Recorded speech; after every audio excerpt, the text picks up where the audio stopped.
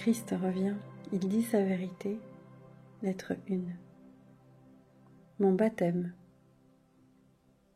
Lorsque j'entrais dans l'eau du Jourdain pour être baptisé par Jean, je ne m'attendais pas à ressentir autre chose que du soulagement pour avoir, pour une fois, pris une décision positive, celle de réformer mon comportement. Je m'attendais à ressentir une nouvelle détermination pour retourner à la maison et étonner ma mère et mes voisins par une nouvelle attitude aimable envers eux. Ce qui se passa réellement quand Jean me baptisa fut une expérience complètement différente de tout ce que j'aurais jamais pu imaginer. Je ressentis une énorme vague d'une énergie incroyable déferler mon corps, j'en fus littéralement foudroyé. Comme je sortais de la rivière tout chancelant, je me sentis élevé en conscience d'une manière tout à fait extraordinaire. Un énorme flux d'un bonheur rayonnant me souleva jusqu'à l'extase. J'étais dans le ravissement et conscient d'une intense lumière. Je m'éloignais de la rivière en trébuchant et marchais sans discontinuer, sans savoir où j'allais. Je continuais aveuglément à avancer jusque dans le désert. Veuillez noter, mes 6 semaines dans le désert ont été un temps de purification intérieure totale de ma conscience humaine. Mes anciennes attitudes, mes croyances, mes préjugés furent tous dissous. Le temps est venu pour moi de faire part aux gens réceptifs de tout ce que j'ai ressenti, vu, réalisé et compris. Pour vous aider à abandonner l'image archaïque d'une déité biblique, j'éviterai de me référer à Dieu sous ce nom et utiliserai une terminologie destinée à élargir votre esprit jusqu'à saisir ce qui est réel derrière toute forme, couleur, son, émotion et compréhension terrestre. Cette terminologie revêtira pour vous une signification de plus en plus grande au fur et à mesure que vous persévérerez dans la prière et dans la méditation.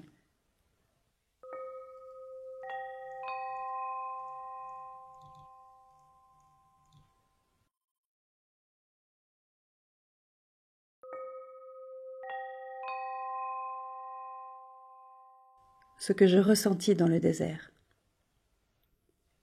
Je fus soulevé dans une lumière intérieure radieuse et je me sentis vibrant et prodigieusement vivant. J'étais rempli d'extase et de joie et je sus sans aucun doute que cette puissance était le véritable créateur dont émane toute créature. Cette glorieuse harmonie intérieure, cette merveilleuse paix, ce sens parfait de l'accomplissement, qui ne nécessitait rien de plus pour être un instant magique, était la véritable nature de la réalité. La puissance créatrice donnant vie à la création et à l'existence. Ce que j'ai vu, réalisé et perçu dans le désert, j'étais soulevé dans une autre dimension de perception consciente qui m'a permis de voir la vérité au sujet de la vie et de l'existence. J'ai vu avec lucidité et clarté ce qui était réel et ce qui était faux dans la façon de penser des hommes. J'ai réalisé que cette puissance créatrice que j'expérimentais était infinie, éternelle, universelle, remplissant tout espace au-delà des cieux, des océans, de la terre et toute chose vivante. J'ai vu que cela était la puissance de l'esprit. Cela était la puissance créatrice de l'esprit. Il n'existait nul lieu où cette divine puissance créatrice de l'esprit ne se manifestait pas. Je réalisais que l'esprit humain émanait de l'esprit créateur divin et n'était qu'une bougie allumée par le soleil. Par moments, ma vue humaine était spirituellement si élevée que je pouvais voir à travers les rochers de la terre, du sable. Ceci me paraissait alors n'être qu'un chatoiement de poussière microscopique. Je réalisais que rien n'était réellement solide.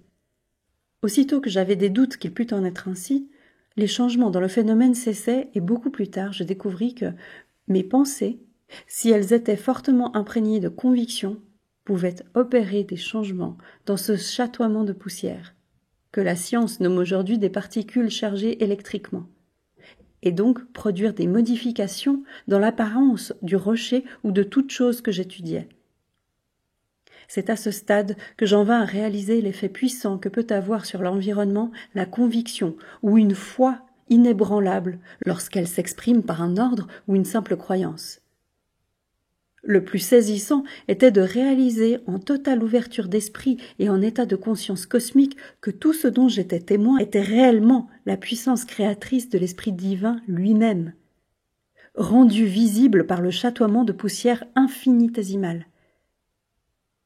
Et mieux, que l'activité de la pensée humaine pouvait profondément affecter son apparence.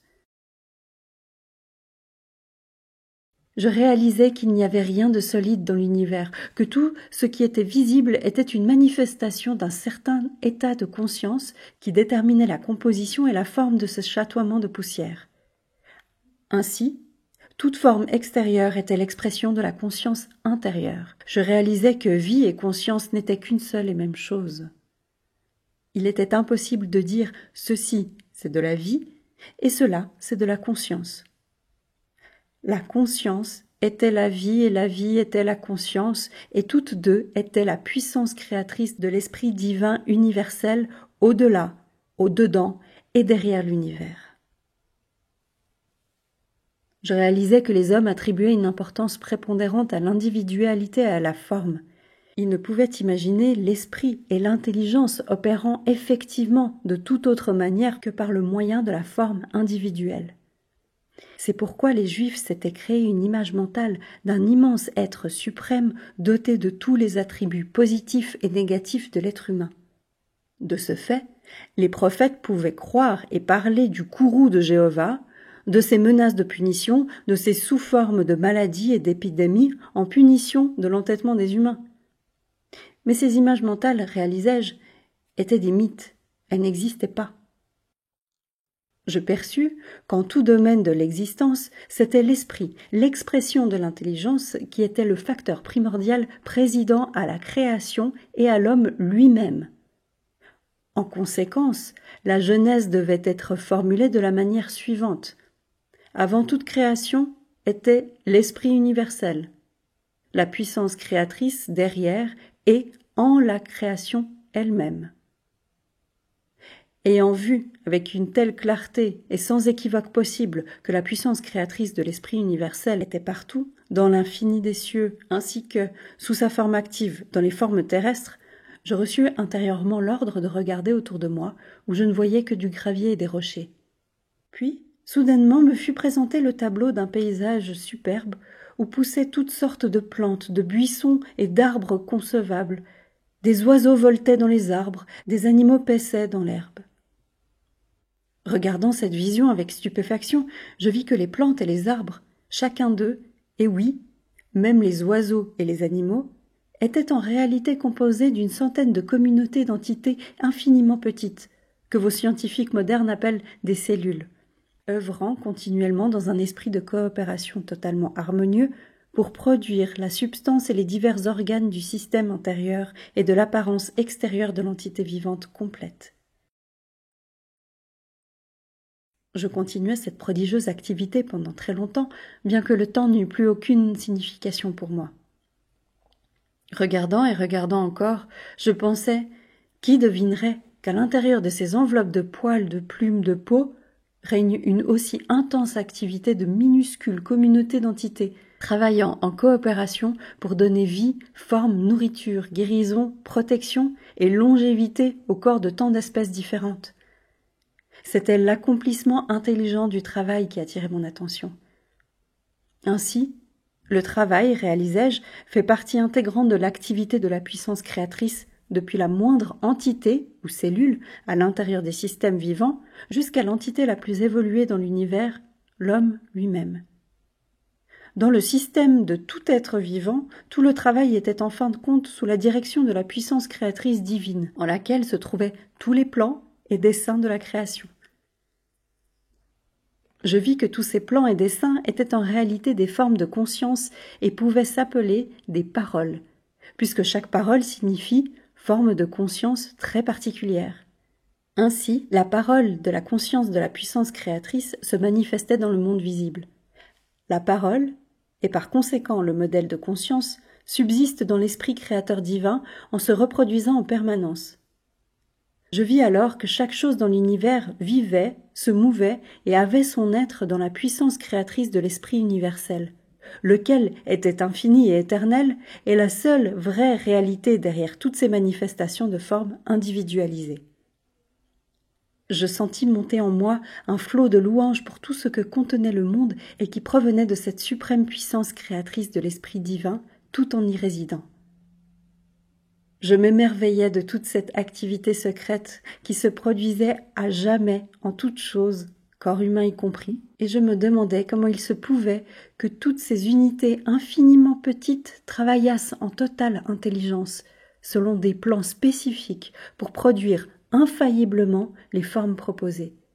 Troncs, arbres, feuilles, fleurs, fruits, insectes, oiseaux, animaux et êtres humains. Puis je réalisais encore plus clairement que la puissance créatrice était la source même de toute activité intelligente dans l'univers. Si l'humanité possédait de l'intelligence, c'était uniquement parce qu'elle le puisait dans la source universelle de toute créature. En outre, il me fut donné de voir que la puissance créatrice divine travaillait toujours selon certains principes fondamentaux et précis de construction. Il me fut montré que, tout comme les hommes ont une caractéristique précise et d'une nature bien définie dans la manière dont ils se présentent au monde en général, la puissance créatrice possédait elle aussi une nature définie avec précision, avec des caractéristiques distinctes qui se reconnaissaient clairement dans la manière dont étaient construites et maintenues en vie toutes choses vivantes, végétaux, animaux, oiseaux et êtres humains. Je vis que ces principes et caractéristiques clairement observables dans le processus de création étaient des lois invariables, fixes, régissant toute existence. Ces lois font tellement partie de la vie qu'elles ne sont jamais remises en question. Elles sont immuables et cohérentes, mais de telles lois n'existeraient pas s'il n'y avait pas de puissance créatrice intelligente se manifestant dans l'univers. Ces principes de création, les caractéristiques de la puissance créatrice elle-même, sont les suivants. Je les conjugue au présent car ces principes sont éternels. Premier. La nature de la puissance créatrice est évolution. Tout ce qui vit croît et évolue indéfiniment. L'évolution est une caractéristique universelle, un principe d'existence immuable. Second, la nature de la puissance créatrice est nutrition et nourriture. Nutrition et nourriture constituent un processus normal et merveilleusement organisé dans le corps, évident pour tous ceux qui se donnent la peine de l'examiner. La nourriture est fournie à toute créature vivante selon ses préférences individuelles et est digérée en vue de promouvoir santé et bien-être. Quand naissent les petites créatures, le lait est déjà disponible chez la mère, prêt et en attendant les nouveau-nés. En cela aussi réside un principe d'existence mystérieux que personne ne peut nier. Aucune science ne peut expliquer pourquoi une fonction aussi fortuite, inhérente au système de survie des espèces, serait apparue dans l'existence. La fonction actuelle peut en elle-même être comprise, mais non la raison ni la source de la fonction.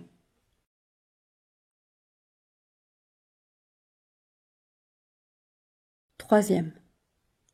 La nature de la puissance créatrice est guérison.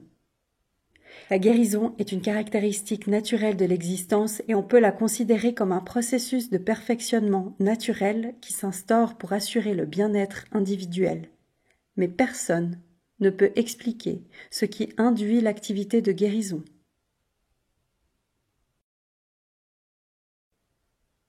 Quatrième. La nature de la puissance créatrice est protection. La protection est une caractéristique intégrale de la puissance créatrice dont toute l'activité, apparemment miraculeuse, s'oriente vers la protection. Aujourd'hui, vos livres médicaux décrivent les divers systèmes de protection de votre corps. Mais quand j'étais dans le désert, je vis que les caractéristiques de la protection étaient inhérentes à la puissance créatrice intelligente de la manière suivante. Comme les plantes, les oiseaux et les animaux m'étaient présentés afin que je puisse les observer sous l'effet de l'inspiration, je pus voir que chaque besoin de protection des corps était pris en charge avec amour et une grande attention aux détails. 5e. Cette caractéristique de protection se combine avec l'autre caractéristique dynamique de satisfaction des besoins. Cette caractéristique m'apparut clairement dans la chevelure, la fourrure et les plumes dont étaient pourvues les créatures vivantes afin de protéger leur peau et de fournir de la chaleur en cas de froid et une protection contre la chaleur. Je vis que les extrémités tendres des doigts et des orteils sensibles et importantes étaient pourvues de la protection adéquate d'ongles et de sabots. Les sourcils protégeaient les yeux de la sueur, les paupières et les cils les protégeaient de la poussière et des blessures. Je réalisais que les animaux qui attiraient les mouches étaient équipés d'un type de queue qui leur permettait de s'en débarrasser sur le champ. Que d'attention et d'amour heureux et joyeux s'exprimaient dans les petits attributs physiques qui apparaissaient si minimes et insignifiants et qui, pourtant, avaient de si grandes répercussions sur tout le confort des êtres vivants. Ces luxes physiques, ajoutés au modèle corporel de base, étaient clairement le produit d'une intelligence qui entendait que la création vécut dans le confort et le bonheur, libérée des soucis qu'eussent vécu les hommes et les bêtes s'ils n'eussent pas été dotés de ces articles de luxe. Les fonctions naturelles mêmes étaient conçues si intelligemment et si confortablement qu'elles obligeaient à l'action de grâce. Et tout cela était si bien enveloppé que l'homme était béni, fortuné de naître dans une vie si bien organisée. Une fois de plus, mes louanges s'élevèrent et je me sentis soulevée dans une lumière intérieure dorée de ravissement et émerveillée, car je voyais maintenant que sans compter le fait qu'elles étaient censées être libres de tout souci, les créatures vivantes étaient aussi censées exprimer l'amour exubérant de la nature de la puissance créatrice.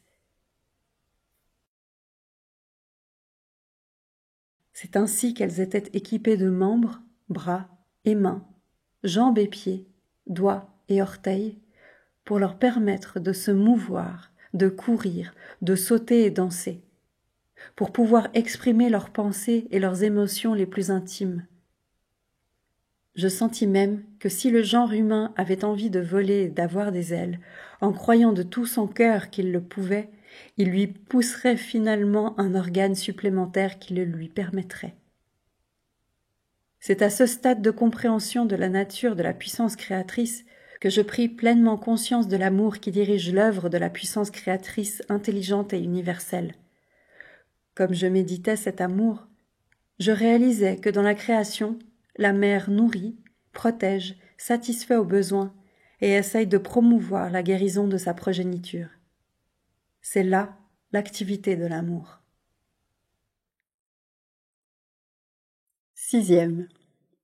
La caractéristique innée de la puissance créatrice aimante et intelligente qui a donné à la création sa forme individuelle et son être est le travail. Elle travaille pour nous, en nous et à travers nous. Son travail est toujours et toujours suscité par l'amour. Cette révélation cosmique me remplit de joie et d'étonnement. Dans quel monde merveilleux nous vivons! Ce fut le point culminant de mon illumination et de ma vue d'ensemble de la vérité concernant la source de tout être. J'avais déjà vu la réalité des corps physiques, composés de différentes communautés, d'infinies petites entités, identiques, travaillant dans un esprit de coopération et d'harmonie pour produire de différentes composantes du corps. La chair, les os, le sang et jusqu'aux yeux et aux cheveux. La seule différence entre ces communautés résidait dans le type de travail exigé en vue de leur but commun. L'impulsion divine, derrière toutes ces activités intelligentes et volontaires dans le corps, avait certainement dû inspirer les hommes et être le fondement de leur conduite quand ils travaillaient à l'unisson pour réaliser un objectif qu'ils avaient planifié. Ils tiraient leur intelligence et leur motivation de la puissance créatrice, et néanmoins, combien différent était le comportement des hommes quand ils s'engageaient dans des travaux matériels ou tout autre projet commun. inévitablement caractérisée par des disputes et des dissensions. Je fus amené à réaliser que la puissance infinie de l'intelligence créatrice, à jamais active dans la création, maintenait un ordre, une coopération, une harmonie et une production quotidienne inégalées par l'homme en tout lieu et en tout temps.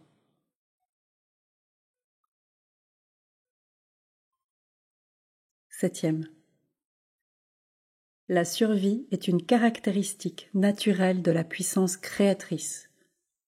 Dans chaque cas, les créatures disposaient de provisions des plus merveilleuses leur permettant de croître, de guérir de leurs maladies et de leurs blessures, de se nourrir pour conserver leur corps en bonne santé, pour se reproduire et pour assurer la survie de cette terre. C'était la seule réalité dont l'humanité pouvait être absolument certaine et son activité était constante, année après année. Le soleil, la lune, les étoiles restaient en place depuis des millénaires et l'on savait qu'ils possédaient chacun sa trajectoire. Ce phénomène faisait partie du grand plan pour la survie de la création. S'il en était ainsi, comment pouvait-il ne pas y avoir survie de l'éternelle flamme de la puissance créatrice intelligente et aimante cachée dans les entités de toute espèce créée dans l'univers? Ainsi, le monde n'était qu'une ombre et une image Ainsi, ce monde n'était qu'une ombre et une image des mondes cachés de la puissance créatrice intelligente et aimante, au-delà de cette dimension. La réalité de la création tout entière résidait derrière ce monde visible.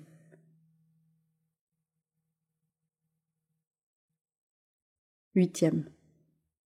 La caractéristique inhérente de la puissance créatrice intelligente et aimante est le rythme.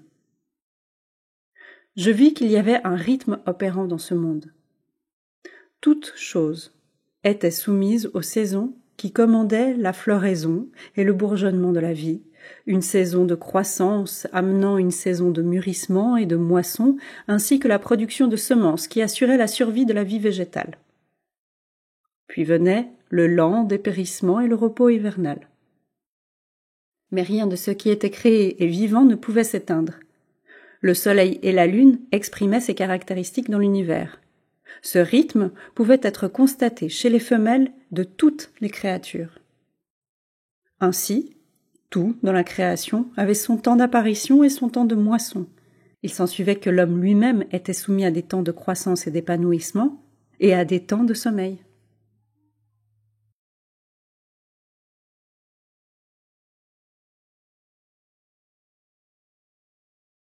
Neuvième. La caractéristique inhérente de la puissance créatrice intelligente et aimante est ordre et loi. L'ordre immuable et la fiabilité apparente dans la création, régissant même les minuscules entités, donc les cellules du corps, étaient stupéfiantes et dépassaient de loin toute tentative humaine. Ainsi, l'univers tout entier faisait selon un système de lois et d'ordre parfait. Je réalisais à des niveaux d'exaltation spirituelle de plus en plus élevés que la puissance créatrice manifestait une résolution intelligente et une attention aimante envers toute créature vivante. Je réalisais que la vie n'était pas quelque chose de nébuleux ou d'amorphe, mais une puissance créatrice aimante et intelligente que je pouvais réellement sentir en moi-même, comme un état d'être prodigieusement élevé, une perception, un rayonnement, une extase de la joie et de l'amour. Je sus que je ne faisais qu'un avec elle, que j'étais empli d'elle et que j'étais en unité avec tout ce qui m'entourait, et avec le ciel et avec les étoiles. Et le plus merveilleux et glorieux dans tout cela, la nature et la fonction même de cette puissance créatrice Père était d'œuvrer en vue de créer joie, beauté et confort pour assurer le bien-être de l'humanité, d'œuvrer en l'humanité pour lui donner joie, santé et confort intérieur, et d'œuvrer à travers l'humanité pour lui inspirer des réalisations et des compréhensions nouvelles. De merveilleuses perspectives, de glorieuses créativités me vinrent à l'esprit. Dès que nous devenions réellement un, des canaux purifiés et des instruments de la puissance créatrice intelligente, nous pouvions graduellement nous élever en conscience jusqu'à pouvoir véritablement exprimer, à travers notre esprit et notre cœur, la nature même de la puissance créatrice universelle. Alors, la vie sur Terre deviendrait vraiment un état paradisiaque, en tout temps, et nous entrerions dans un état de vie éternelle. Je me dis que ce devait être certainement là le véritable but de la création. Et il me vint à l'esprit, avec une vague exaltation d'amour et de joie, que c'était là le but dans lequel l'homme avait été créé et développé. Mais quoique l'homme fût, et est encore aujourd'hui, très imparfait dans son comportement, absolument rien ne lui était impossible dans le futur, puisque malgré ses erreurs, il ne faisait qu'un avec la puissance créatrice, et que la puissance créatrice était en lui donnant vie, un corps et tout ce dont il avait besoin. Toute cette prise de conscience m'éleva à de tels niveaux de ravissement, d'exaltation, d'extase sublime que je pouvais à peine le supporter. J'eus l'impression que mon corps allait se dissoudre dans cette expansion de puissance en moi. J'étais irradié de lumière et pouvais la voir autour de moi illuminant le paysage désertique. Mon cœur chantait des louanges. Combien merveilleuse et belle était la puissance créatrice aimante qui œuvrait en nous, à travers nous et pour nous, à jamais. Quel miracle que la création! Je criais tout haut. Tu es la source de tout être, le Créateur en même temps que sa manifestation en et à travers tout ce qui est créé. Rien dans l'univers tout entier n'est séparé de l'infini illimité et éternel de la vie divine, de la conscience de la puissance créatrice que tu es. Alors comment se peut-il que l'homme soit si pécheur? Et pourquoi les gens souffrent-ils de maladies, de pauvreté et de misère? Dis-moi, ô puissance créatrice Père si aimante, car la douleur de leur vie misérable m'accable.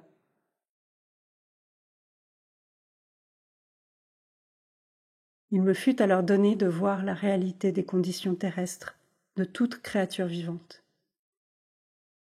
Je ressentis une excitation intense car j'allais enfin pouvoir comprendre comment il se faisait qu'une puissance créatrice divine, si aimante, puisse permettre que sa création souffre une telle misère. Il me fut montré que tout être vivant dans la création devrait rayonner de santé, être soigné, nourri, protégé, guéri, maintenu en paix et dans la plénitude, et prospérer dans une société d'êtres n'ayant qu'amour les uns pour les autres. Cependant, au moment de la création, 2 impulsions de base pénétrèrent dans l'être pour garantir son individualité, et c'était celle qui contrôlait la conscience humaine.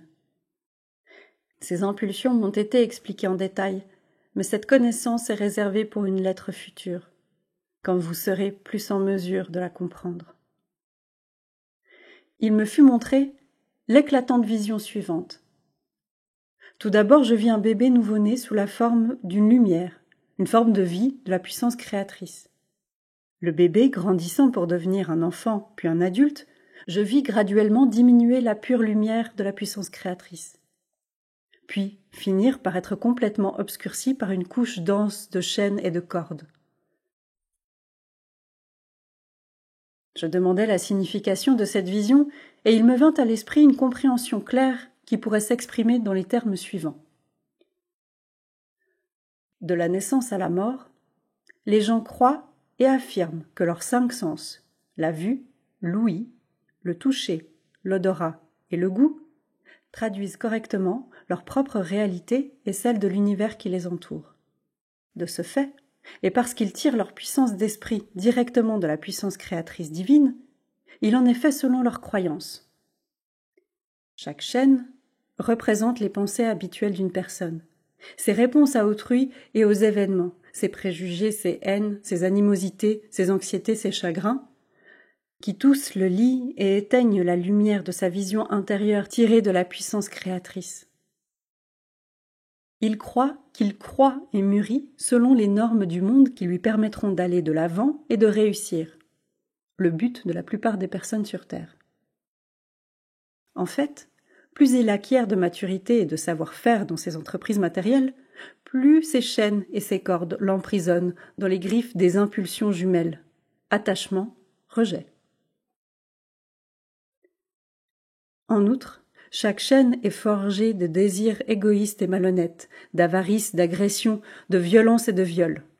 Ces chaînes pèsent lourdement à son cou et chargent le psychisme, qui est la puissance créatrice de la conscience qui gît en lui. Ces chaînes et ces cordes le lient de plus en plus étroitement au fur et à mesure que les années passent, jusqu'à ce qu'il réalise ce qu'il s'inflige, se repente sincèrement pour chacune des cordes et des chaînes, et fasse dûment réparation vis-à-vis de ceux qu'il a lésés. Grâce à cette vision, j'ai appris un aspect très précieux de l'existence. L'homme naît avec tout le potentiel nécessaire de se construire une belle vie, mais, en s'abandonnant à ses désirs égoïstes et à sa haine, se crée une prison de misère à laquelle il ne peut échapper, jusqu'au moment où il réalise la vérité de l'existence. Tous les problèmes d'une existence difficile résident dans le processus de pensée de l'homme lui-même. Ce n'est seulement que l'état de conscience des gens, c'est-à-dire leurs pensées, paroles, sentiments et actions, qui a créé une barrière dense entre leur conscience et la conscience universelle créatrice, interprétant l'univers en chaque feuille, arbre, insecte, oiseau, animal et humain. Il me fut aussi montré les lois de l'existence, gouvernant l'aptitude humaine à créer de nouvelles circonstances et un nouvel environnement, des relations, la réussite ou l'échec, la prospérité ou la pauvreté. Ce que l'homme croit profondément être, bon ou mauvais, il le deviendra. Ce que l'homme craint que d'autres ne lui fassent, ainsi lui feront-ils. Ce que l'homme espère que d'autres lui feront, il doit d'abord le leur faire, puisqu'il crée alors un modèle de conscience qui reviendra le favoriser dans la mesure où il aura favorisé les autres. Quelque maladie que l'homme appréhende, il en sera victime, car il aura créé un modèle de conscience de la dernière chose qu'il souhaite vivre. Tout ce qui émane du cœur et de l'esprit de l'homme lui revient en son temps, sous une forme ou sous une autre. Mais n'oubliez pas que toute chose engendre toujours son pareil. Des pensées fortement empreintes d'émotions chez un homme sont des semences de conscience plantées dans son champ de conscience. Elles croîtront, produisant une moisson identique à ce qu'il aura semé. Ce sont les fruits du libre arbitre. Il n'y a aucune manière pour l'homme d'échapper à ce qu'il pense, dit ou fait, car il est né de la puissance de la conscience créatrice divine et est pareillement créatif par son imagination. Ceux qui aspirent à de bonnes choses pour eux-mêmes doivent d'abord les donner à autrui. Que leur vie même soit une bénédiction pour autrui. Quand de telles personnes sont en harmonie avec toutes les autres, alors elles sont en parfait accord avec la puissance de la conscience universelle créatrice. Et elles sont amenées dans le courant de la nature du Père, qui est croissance, protection, nutrition, physique, mentale et spirituelle, guérison, satisfaction des besoins, dans un système d'ordre et de loi. Comment pourrais-je vous décrire mon feu intérieur, la lumière et l'éclat transcendant de ma joie et des puissants sentiments d'amour qui avaient pris possession de tout mon être et le gonflaient si intensément que je criais sous la pression de mon cœur et de mon esprit.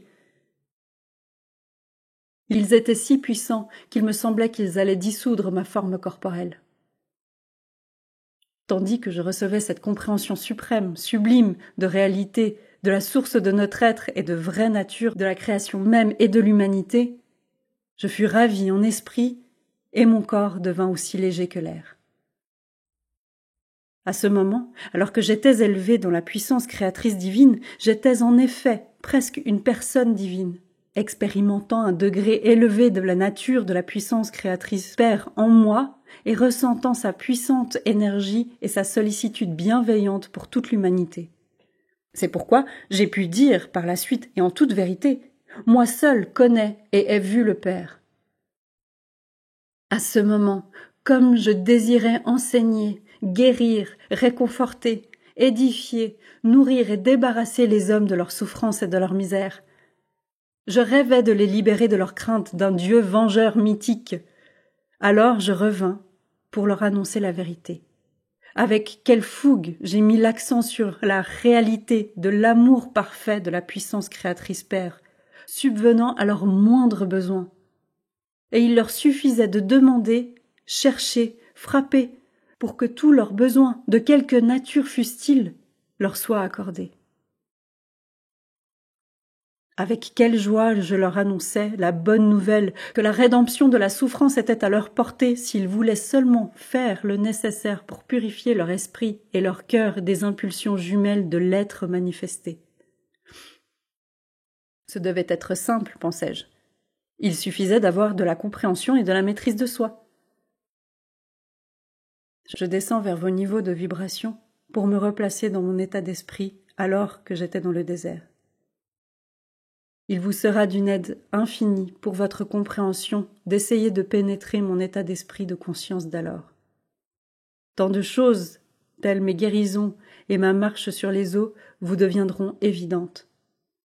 Elles vous sembleront être une conséquence naturelle de ma nouvelle compréhension de la puissance créatrice Père. Si vous lisez les évangiles de Matthieu et de Marc, leurs écrits revêtiront une nouvelle signification à vos yeux.